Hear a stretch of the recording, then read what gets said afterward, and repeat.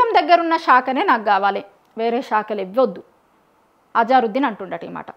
CM దగ్గర ఉన్న ఏ శాఖ కావాలి ఆయనకి? సీఎం దగ్గర హోంశాఖ కూడా ఉంది, విద్యాశాఖ ఉంది, మున్సిపల్ శాఖ ఉంది, హోంశాఖ ఉంది.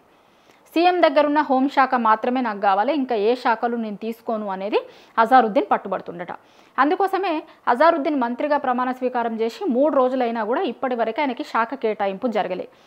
ఎందుకంటే మైనారిటీ శాఖ, క్రీడా శాఖ ఇస్తాము అనేది సీఎం వర్షన్గా ఉంది. కానీ దానికి అజారుద్దీన్ ఒప్పుకుంటలేడు.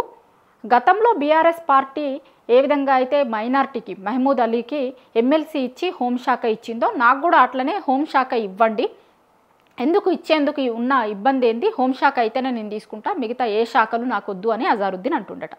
అందుకే ఆయన మంత్రిగా ప్రమాణ స్వీకారం చేసి 3 రోజులైనా సరే శాఖ లేని మంత్రిగా అయినా ఉంటా, కానీ నాకు ఇస్తే హోంశాఖని ఇవ్వండి, లేకపోతే ఏ శాఖను తీసుకోను అని ఆయన చెప్తుండట.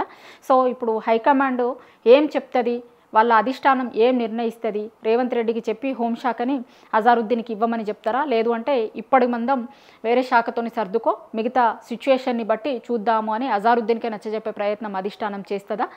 ఇదంతా మొత్తం తేలిన తర్వాతే అజారుద్దీన్కి శాఖ కేటాయింపు జరుగుతుంది అనేది ప్రభుత్వంలో ఉన్నటువంటి కొంతమంది మాట్లాడుకుంటున్నారు.